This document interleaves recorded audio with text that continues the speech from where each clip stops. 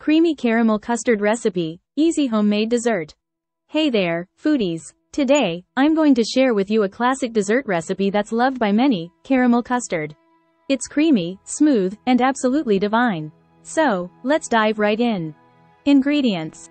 1 cup of sugar. 4 eggs. 2 cups of milk. 1 teaspoon of vanilla extract. Instructions. First, we're going to make the caramel. Pour the sugar into a saucepan over medium heat. Keep a close eye on it and swirl the pan occasionally until the sugar melts and turns into a beautiful golden caramel color. Once the caramel is ready, quickly pour it into your ramekins, swirling each one to coat the bottom evenly. Be careful, as the caramel is hot. Next, let's make the custard mixture. In a mixing bowl, crack the eggs and whisk them gently. Then, add in the milk and vanilla extract, and continue to whisk until everything is well combined. Now, carefully pour the custard mixture over the caramel in each ramekin, filling them almost to the top. Try not to disturb the caramel layer too much. Once your ramekins are filled, place them into a baking dish.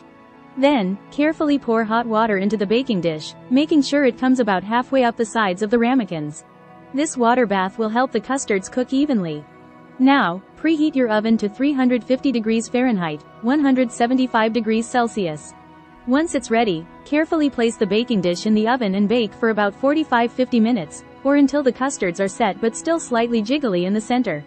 Once they're done, carefully remove the baking dish from the oven. Let the custards cool in the water bath for a few minutes, then carefully remove them and let them cool completely on a wire rack. And there you have it, creamy, irresistible caramel custard. To serve, simply run a knife around the edges of each ramekin, then invert them onto serving plates. The caramel will beautifully drizzle over the custard, creating a stunning presentation. I hope you enjoyed learning how to make this classic dessert as much as I enjoyed sharing it with you. Give it a try at home and let me know how it turns out in the comments below. Don't forget to like, share, and subscribe for more delicious recipes. Until next time, happy cooking!